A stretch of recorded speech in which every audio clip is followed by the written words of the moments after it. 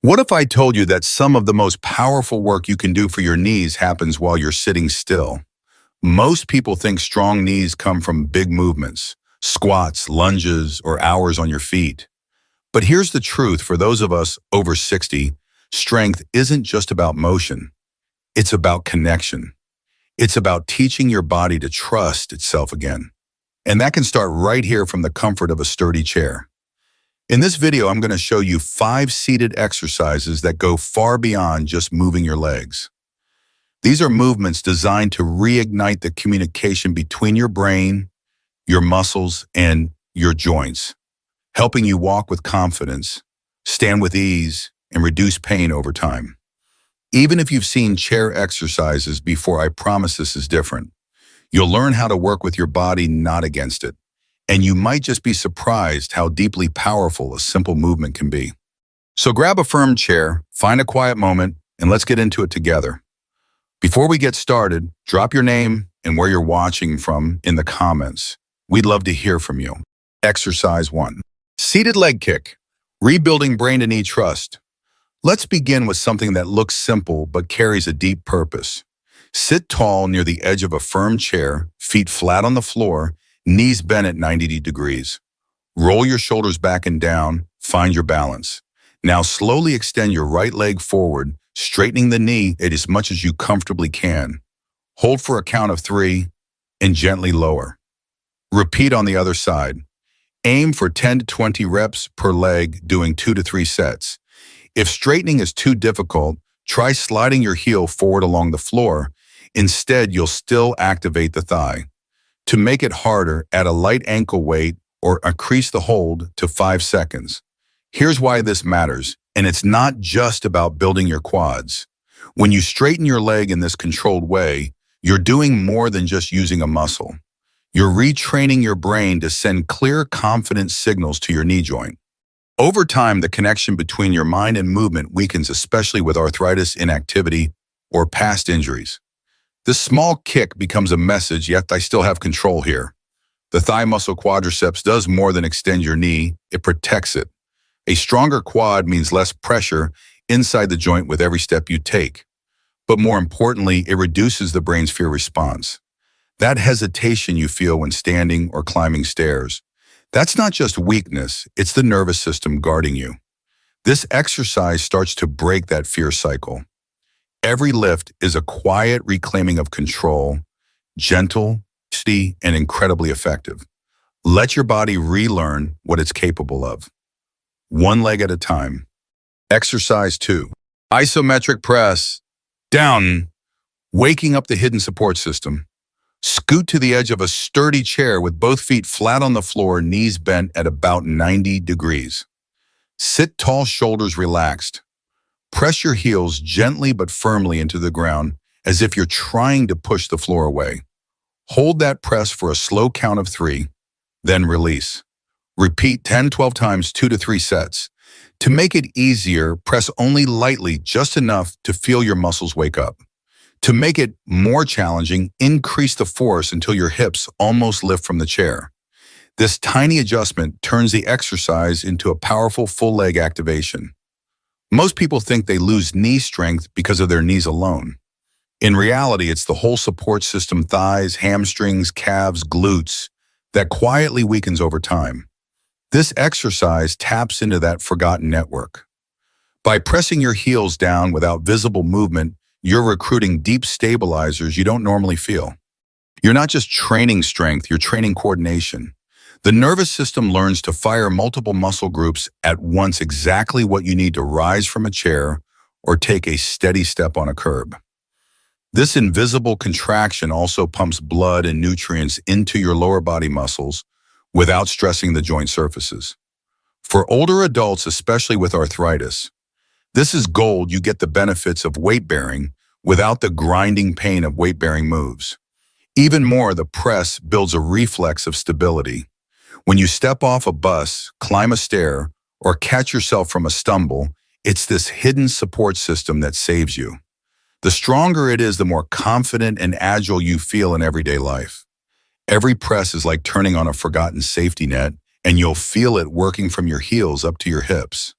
Exercise 3. Seated side step, building balance while staying grounded. Start by sitting tall near the edge of your chair, feet flat, knees bent at 90 degrees. From this position, slowly step your right foot out to the side. But here's the key, move your knee and ankle together as if your entire lower leg is gliding outward. Then return to center. Now alternate with the left leg. Do this 10 to 20 times total, 2 to 3 sets. To make it easier, reduce how far you step. To make it harder, loop a resistance band around your knees and feel the extra challenge. Make sure to maintain posture, tall spine, steady breathing, no leaning. So why is this sideways step such a big deal? Because it targets one of the most overlooked muscles for knee and whole body health, the gluteus medius, your side hip stabilizer. This muscle doesn't just help you walk, it keeps you upright and centered. When it's weak, as it often becomes with age or inactivity, your knees take on more strain, your steps become unsteady, and your risk of falling increases. This exercise teaches your body lateral control, the ability to shift weight, adjust mid-stride, and keep your feet under you. It mimics real-life movements, stepping into a car, turning, while holding groceries, adjusting your stance on uneven ground. These side-to-side moments are often where older adults struggle most and where injuries happen. What's powerful here is that you're training stability without even standing up. You're giving your hips and nervous system a blueprint. Here's how we stay centered. Here's how we keep you safe. Over time, this simple step can dramatically improve your confidence, balance, and coordination, all from a seated position. Exercise 4. Inner thigh squeeze, restoring the forgotten core of your legs. Sit tall near the front edge of your chair. Place a firm pillow yoga block or rolled up towel between your knees. Your feet should be flat on the ground, knees bent at 90 degrees, about hip width apart. Now gently squeeze the pillow, using your knees just enough to feel the inner thigh muscles activate. Hold for a slow count of 3, then relax. Repeat 8 to 12 times, 2 to 3 sets. To make it easier, squeeze lightly. To increase the challenge, hold for 5 to 10 seconds or use a firmer object between the knees. Breathe steadily and avoid hunching your shoulders as you squeeze. This movement may seem basic, but it reawakens one of the most undertrained and undervalued muscle groups in the body, your adductors, the inner thigh muscles. Why are they so important? Because they help control how your knees move inward and outward. When these muscles are weak, your knees often collapse inward during walking or standing, a major source of joint stress and instability. That wobble in your stride, it often starts here. But there's more. The inner thigh is directly connected to your pelvic floor and lower core. When activated properly, it helps stabilize your entire lower body, including your hips, back, and spine. That means better posture, stronger steps, and a safer transition when standing or walking. For older adults, especially those with arthritis or limited mobility, regaining this kind of control often leads to fewer stumbles, more confident movement, and even better bladder control. Yes, really, it's all connected. This tiny squeeze is like flipping the on switch for your body's hidden stabilizers. It doesn't just support your knees, it supports you from the inside out. Exercise 5. Heel and toe lifts, strengthening your step one lift at a time. Sit comfortably at the edge of your chair with both feet flat on the floor, knees bent at 90 degrees. Sit tall, chest lifted. Begin by lifting your heels off the ground while keeping your toes down. Feel your calf muscles engage. Lower them slowly. Now lift your toes off the ground, keeping your heels planted. Feel the front of your lower legs, your shins working. Alternate between heel lifts and toe lifts. Do 10 to 20 reps, total 2 to 3 sets. To make it easier, lift only slightly. To increase the challenge, add a light weight like a small dumbbell or water bottle on top of your knees during the movement. You can also hold each lift for a 3 count to increase control and endurance. This exercise may seem small, but it trains some of the most important muscles for safe, steady walking, your calves and shin muscles. Your calves in the back help push you forward and stabilize your ankles. Your shin muscles in the front help you lift your feet with every step. Weakness here is a hidden cause of shuffling, tripping over your own feet, and struggling on stairs. But here's the deeper benefit. These muscles act like a second heart for your lower body. Every time they contract, they help pump blood back up toward your heart, improving circulation, reducing swelling, and decreasing fatigue in your legs.